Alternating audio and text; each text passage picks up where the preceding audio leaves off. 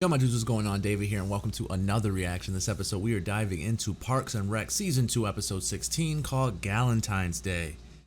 At least that's how I'm going to pronounce it, because it makes sense. Galentine's Day. Hopefully you've been enjoying the series. Hopefully you're having a wonderful day. Don't forget to like, comment, subscribe. Head on over to Patreon for the full, uncut, unedited reactions over there. Episodes extra early over there as well. With that being said, buckle your seatbelts. Let's ride.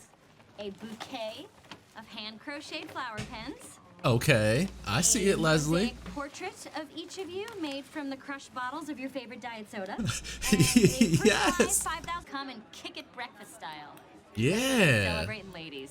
It's like Lilith Fair minus the angst. Plus frittatas. So, it's the most romantic story ever. It makes The Notebook look like Saw 5. Go, Mom, go. What? Are you okay? I looked up at him and I said, I am now. So they sneak out to meet each other and walk on the beach, and 2 weeks later, he asks her to marry him and move to Illinois. If you find him and he's weird, like a ventriloquist or a puppeteer or anyone who pretends toys are people, then abort the mission. Abort mission, Justin.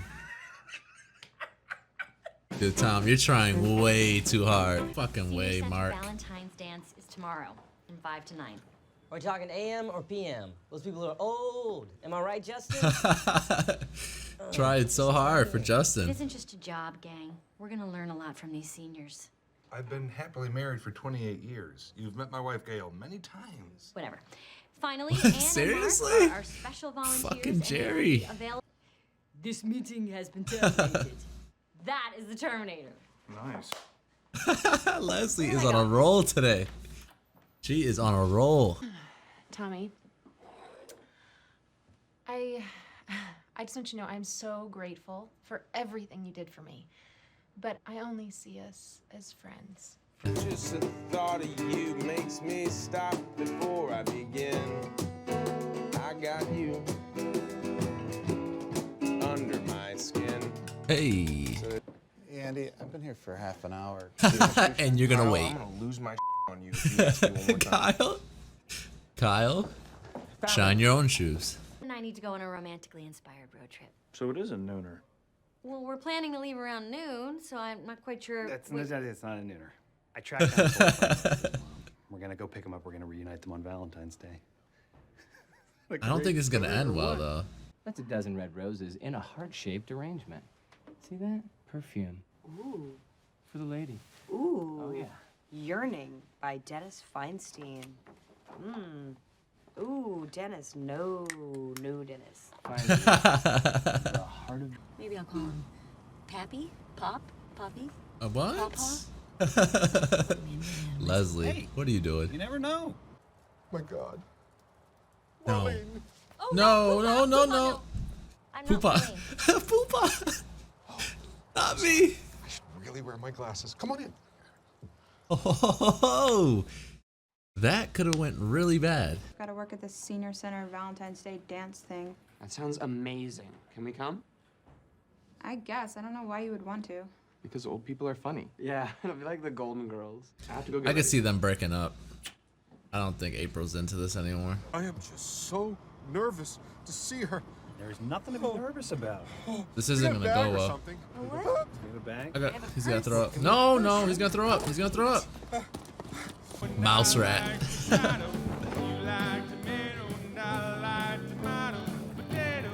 Hey.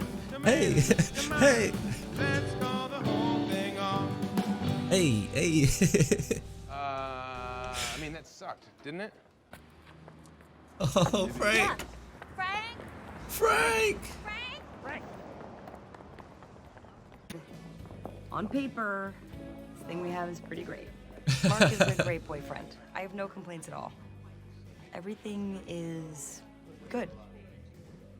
But no, there's definitely a but there. Wanna catch up? Sure. Oh, that's perfect. I'm gonna get some punch.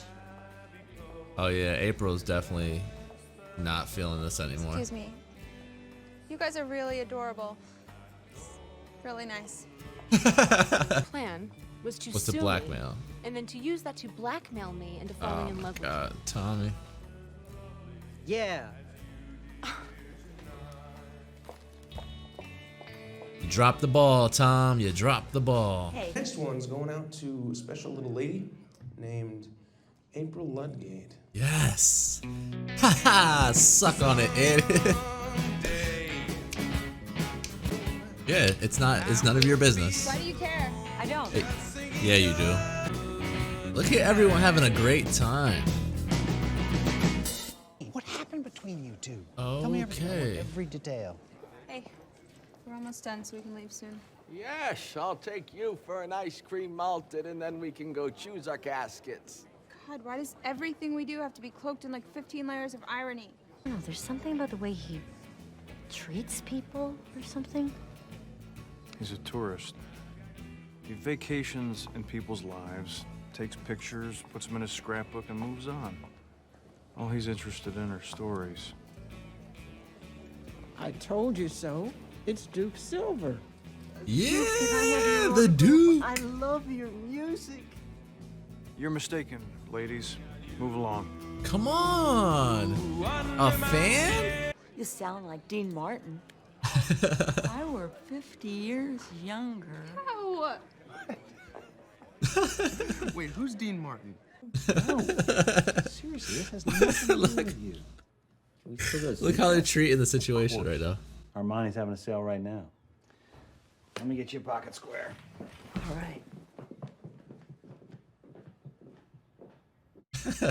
All right, season 2, episode 16 of Parks and Rec. That was awesome, man. That was a great episode. I'm gonna give it a 9 right out the gates. First and foremost, before we dive into a review, is there a Mouse Rat album? Because I totally want to go purchase it. I want to download it. I want to listen to it. Mouse Rat. Yes. That's awesome. I love Andy's band. They do a really great job. Obviously, it's humorous, but at the same time, like, I like Andy's voice. So it's really cool. Now diving into the nitty gritties. Man, for a second there, I really enjoyed Justin. I thought he was a good person for Leslie. But then as the episode continued to go on, I was like, wait, no, you keep cutting her off, and no, you're being really selfish. And it's basically what Ron said. He's a tourist. He just wants the stories. So obviously making the Frank and Leslie's mom, Marlene, story work, or even if it doesn't work, just making that story happen matters more to him than, you know, being with Leslie and all that stuff. So that was a real bummer. I didn't expect them to break up so soon. I liked Justin more than I liked Dave. Dave was just really awkward. But Justin was really cool.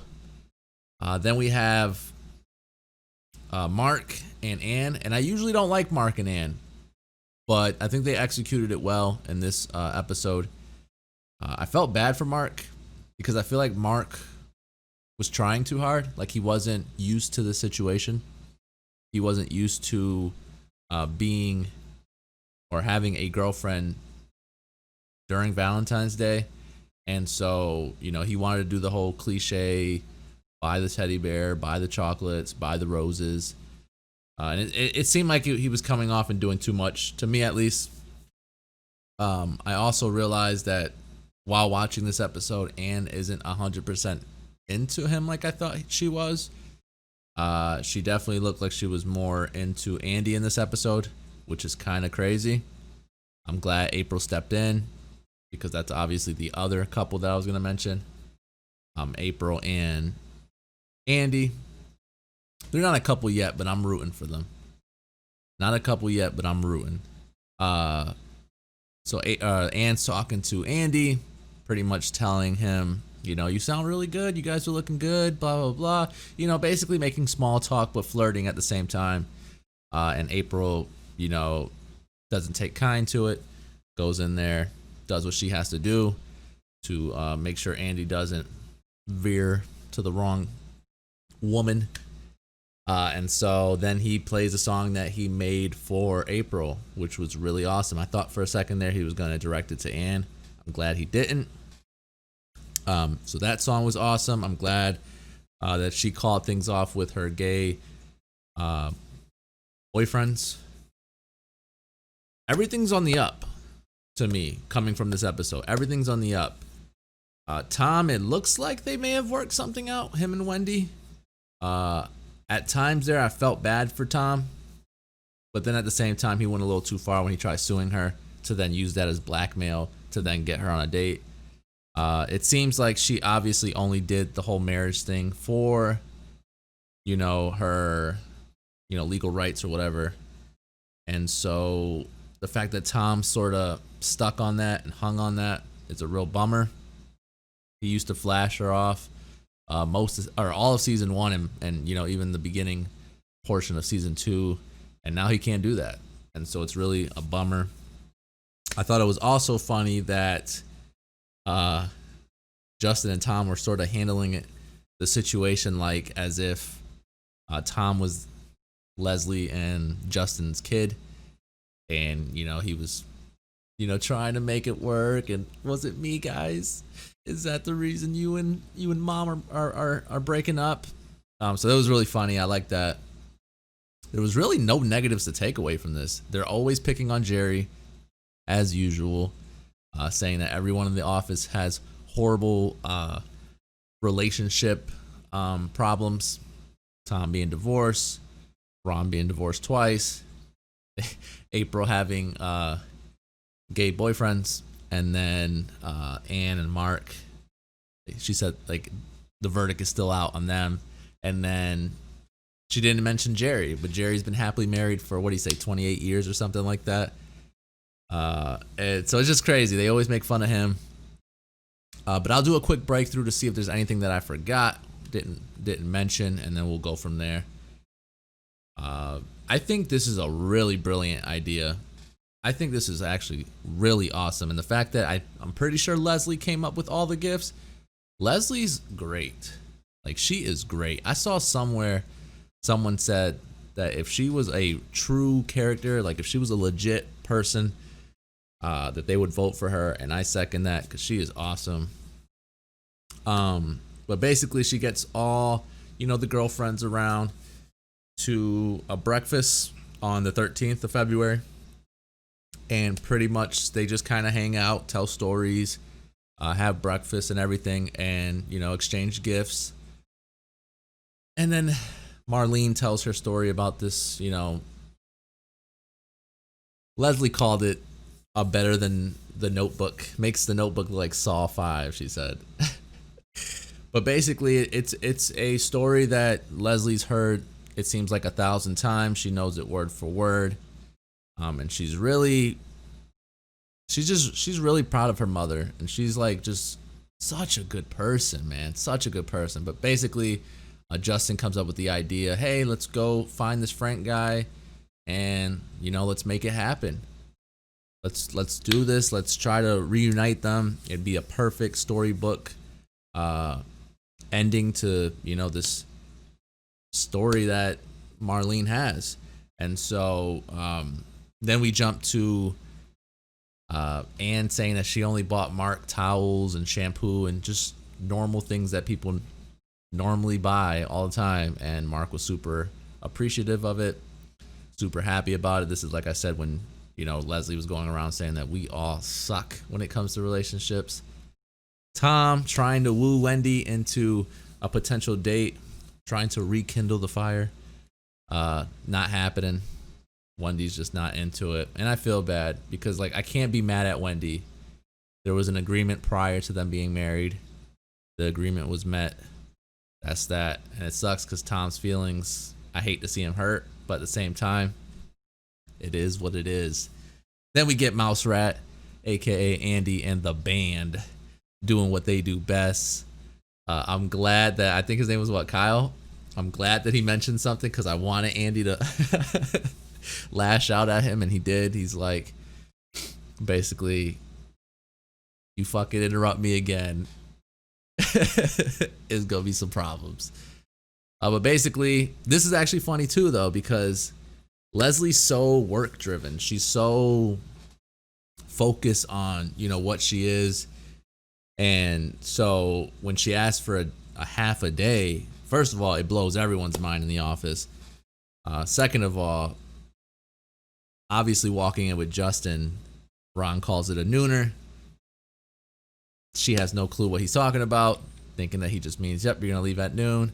But the way it was coming off and the way she kept saying it, it just came off as if she was just trying to go get it in, if you will. But then, again, Mark, with his cliche gifts, trying to do too much. They get there. I thought Frank was cool. A little loopy, but hey, man, everyone goes through their life struggles, and you know it's unfortunate that you know it sounded like he dropped out a lawyer, becoming a lawyer, and you know then only worked at a grocery store. It sucks to me also that I think Marlene realized then and there that because he was unemployed, like it wasn't gonna work, which sucks. It's really a bummer because she was very much into him when they first saw each other. But I knew this was coming to an end. It just came off that way, man. April and her gay boyfriends were just not. It was just not it. This is the second episode actually now with Mouse Rat in it, and I love all their songs, which is why I'm asking for an album. I need it. Andy's the man. Andy's got the vocals.